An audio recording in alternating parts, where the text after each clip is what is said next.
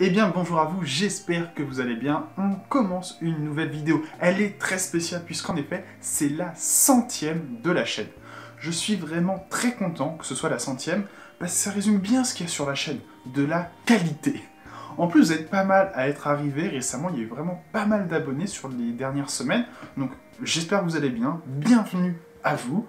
D'ailleurs, je remercie aussi au passage tous ceux qui partagent la chaîne sur les réseaux sociaux notamment. Je vous vois et je vous remercie énormément d'aider à faire découvrir la chaîne et à la faire grandir. Dans une précédente vidéo, via l'interview de 2 femmes coréennes ainsi que des recherches personnelles, je vous présentais la vie des femmes coréennes, mais dans l'aspect familial. Aujourd'hui, nous allons parler du monde du travail. Ici aussi, j'utiliserai le témoignage de ces 2 femmes coréennes, plus des recherches dans des rapports, tout comme dans la dernière vidéo, à la demande des 2 personnes que j'ai interviewées. Je ne vous partagerai pas d'extraits audio parce qu'elles m'ont elles-mêmes naturellement demandé de ne pas le faire. La vidéo a pris un peu de temps à sortir parce que je voulais en ajouter d'autres, des témoignages, et notamment le témoignage d'une personne qui est la CEO de HomePlus. C'est une très grande entreprise coréenne, et du coup, j'ai pas réussi à l'avoir. Mais bon, c'est pas grave, je fais la vidéo, et il se peut qu'il y ait des petites interviews comme ça, sur ce thème ou sur d'autres thèmes, qui arrivent selon quel contact je réussirai à avoir. Avant de rentrer dans les 2 témoignages que j'ai pu recueillir, je souhaite quand même parler de l'univers du monde du travail en Corée du Sud. Comme beaucoup de pays, le monde du travail sud-coréen a été très fortement impacté par le coronavirus. Le taux de chômage est passé de 3,4% en décembre 2019 à 4,9% en février 2021. Donc en un peu plus d'un an, c'est une hausse de 1,5%. C'est vraiment beaucoup. Je ne peux pas faire une comparaison aussi précise avec la France, parce qu'en France, on fait un rapport tous les trimestres. Donc il n'y avait pas le trimestre 2021, mais je peux vous prendre le dernier trimestre de 2019 et le dernier trimestre de 2020. C'est stable, ça a même diminué, enfin très légèrement, c'est passé de 7,8% à 7,7%, mais c'est stable, alors qu'en Corée, ça a vraiment beaucoup augmenté. Cela est dû au choix politique des gouvernements qui a été très protecteur en France par rapport à la Corée. Et déjà, pour faire un parallèle avec le thème de la vidéo, les femmes dans le monde du travail, on remarque que cette crise impacte sensiblement plus les femmes coréennes que les hommes coréens. En effet, avant la crise, en décembre 2019, le taux de chômage était quasiment identique, 3,3 pour les hommes et 3,4 pour les femmes. On peut dire que c'était pareil. Cependant, en février 2021, ce n'est pas du tout la même analyse. Nous avons 4,7% pour les hommes et 5,2% pour les femmes. C'est donc sensible, ce n'est pas 2-3% en plus, mais la hausse a quand même été plus forte chez les femmes que chez les hommes. Le 16 février 2021, le site The Diplomat, un site spécialisé dans l'actualité en Asie, a publié un article « Le Covid-19 a élargi l'écart entre les sexes en Corée du Sud ». En effet, si on regarde l'évolution du chômage en Corée du Sud, à cause du Covid-19, il y a plus de chômage chez les femmes que chez les hommes, alors qu'avant c'était à égalité. La question est donc de savoir, est-ce que l'égalité était la généralité avant la crise en Corée du Sud?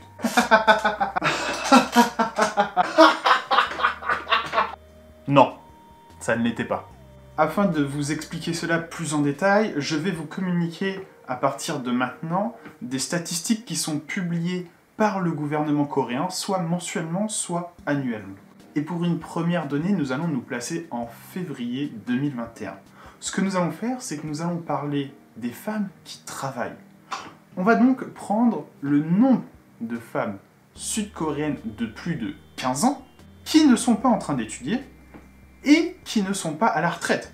Donc, si tu as plus de 15 ans, que tu n'étudies pas et que tu n'es pas à la retraite, techniquement, tu es censé travailler. En février 2021, sur l'ensemble de cette population que je viens de décrire, 51,8% des femmes étaient effectivement en train de travailler. Ça veut dire que presque une femme sur 2 en Corée du Sud, qui a plus de 15 ans, qui n'est pas en train d'étudier et qui n'est pas à la retraite, ne travaille pas. Je pense que cette info se suffit à elle-même pour l'ensemble de la vidéo. Une femme sur 2 qui est supposée travailler ne travaille pas.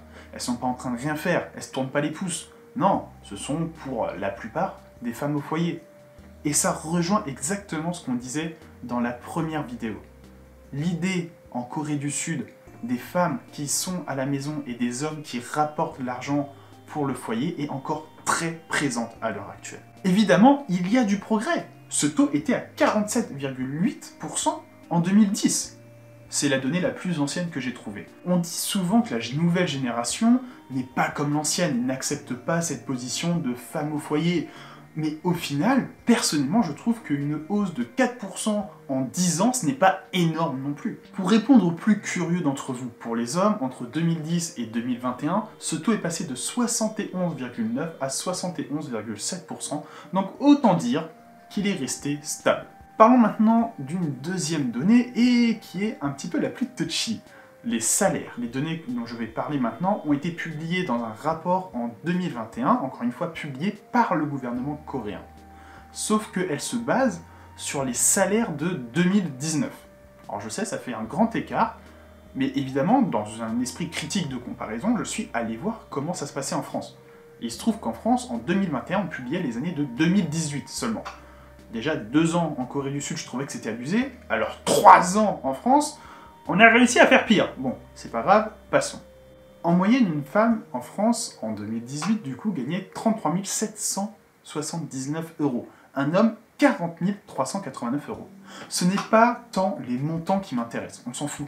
Ce qui m'intéresse, c'est l'écart entre les deux. Si on prend le salaire d'une femme, il lui faudrait, en moyenne, une hausse de 20% pour atteindre le salaire de l'homme. Allez, on fait un petit jeu. On essaye de deviner quel est ce pourcentage en Corée du Sud? C'est à peu près pareil. Non, faut monter. 30%. Non, faut monter. Faut monter, je sais pas moi. 70%. Oh, fou. Faut monter, mais sois raisonnable quand même. Calme-toi. 55. Exact. Tu sembles bien aimer la vidéo. Ce que je te propose de faire, c'est t'abonner. Non, même mieux, appuie directement sur la petite cloche. Comme ça active les notifications et ça t'abonne en même temps. Un clic au lieu de 2. Eh, je suis gentil, non? Du coup, tu peux aussi partager la vidéo. Soit sur un groupe Facebook dédié à la Corée du Sud, sur Twitter ou Instagram, bref.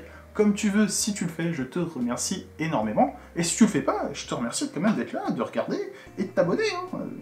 Merci beaucoup, vraiment. 53%. C'est en moyenne ce qu'une femme devrait être augmentée afin qu'elle touche exactement pareil qu'un homme, en moyenne évidemment aussi, en Corée du Sud. Pour les jeunes, quand ils sont dans leur vingtaine, entre hommes et femmes, l'écart de salaire est de moins de 10%. Alors, est-ce une réelle nouvelle tendance ou seulement parce que c'est le début de carrière que l'écart des salaires est si faible? Seul l'avenir nous le dira. On peut cependant noter que même entre le rapport de 2020 et le rapport de 2021, donc l'écart de salaire entre 2018 et 2019 pour les travailleurs de 30 ans, ici aussi l'écart s'est réduit entre hommes et femmes. Donc ça semble être quand même sur la bonne dynamique. Maintenant je vais m'occuper de contrebalancer ce que je viens de dire. Selon le rapport du gouvernement coréen, cette évolution de salaire entre 2018 et 2019, pour les hommes, en moyenne, elle était de 3,9%. Pour les femmes, elle était de 5,1%. Alors quand on regarde comme ça, on peut se dire, ok, très bien, les femmes sont augmentées plus que les hommes. Oui, mais non, c'est un pourcentage. En valeur absolue, les femmes sont moins augmentées que les hommes. Pour terminer cet exposé, je vais parler d'un rapport publié par le cabinet de consulting PwC qui traitait de la différence entre hommes et femmes dans le monde du travail dans les pays de l'OCDE. Il y avait 36 pays dans l'OCDE, mais ils ont fait un classement de 33 pays. J'ai pas trop compris l'idée, mais bon. Je vous laisse deviner qui était dernier. Même la Chine, si elle faisait partie de l'OCDE, ça a été analysé par le cabinet, se trouvait à un rang plus élevé que la Corée. Seule l'Inde se serait placée derrière, mais comme l'Inde et la Chine d'ailleurs ne font pas partie de l'OCDE, alors ils ne sont pas officiellement classés comme des pays étant mieux ou moins bien. Du coup, la Corée du Sud fait état de bon dernier dans ce classement. Passons donc maintenant aux 2 témoignages que j'ai recueillis de femmes sud-coréennes qui ont travaillé des années durant en Corée du Sud. Contrairement à la dernière vidéo, ça va pas être un échange, je vais pas passer de un à l'autre et comparer, je vais vous présenter le premier et le second. Le premier témoignage est relativement court mais très intéressant.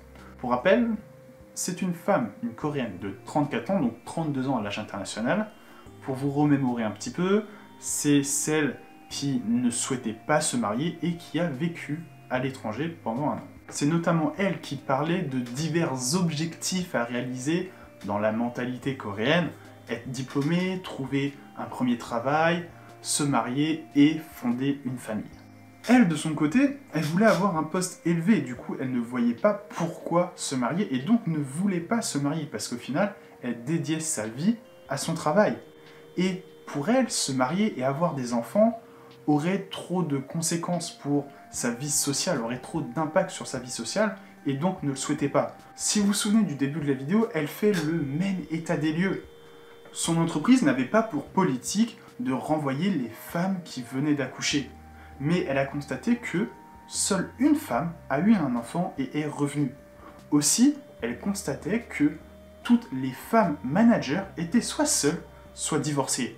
Alors pourquoi se marier? Malheureusement, en Corée du Sud, il existe encore des entreprises où c'est une politique de renvoyer, ou en tout cas de faire pression pour qu'elles démissionnent, des femmes qui viennent d'accoucher.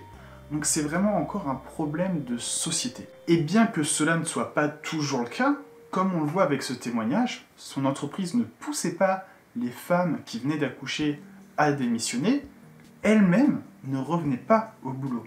Ça montre à quel point c'est ancré dans la société. Je vous avais dit qu'il allait être plutôt court ce témoignage-là, il est déjà terminé.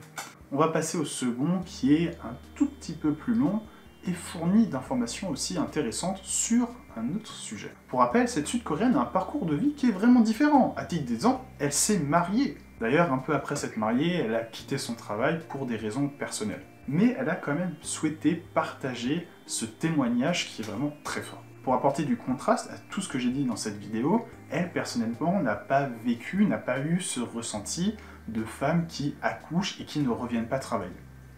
Elle nous parle cependant, par contre, de la différence de salaire. Elle m'a aussi parlé d'une certaine un peu différence de traitement, si je peux qualifier ça comme ça. Pour vous donner l'exemple qu'elle m'a donné, les femmes, alors que ce n'était pas ce pourquoi elles sont embauchées, se retrouvaient à faire souvent, pour pas dire c'était tout le temps elle qui faisait, le café pour tous les employés de l'entreprise. Cependant, elle, ce qui l'a vraiment marqué, affecté à titre vraiment personnel, ça a été les remarques qui lui sont faites. Elle travaillait dans une clinique auprès des clients. Alors elle venait en jean et en t-shirt, mais de toute façon, il y avait une tenue à mettre au-dessus, donc cela changeait rien. Cependant, on lui faisait des remarques, qu'elle aurait dû venir en jupe ou en tailleur, qu'elle devait se maquiller. On lui faisait ces remarques-là très souvent. Et même si ses managers savaient qu'elle ne se maquillait pas parce qu'elle avait la peau très sensible et donc cela était mauvais et dangereux pour elle de se maquiller trop souvent, on lui faisait la remarque. Elle m'a confié que cette pression constante lui a fait perdre la confiance qu'elle a en elle. Premièrement, réussir à faire en sorte que quelqu'un perde sa confiance en elle, c'est déjà haut level.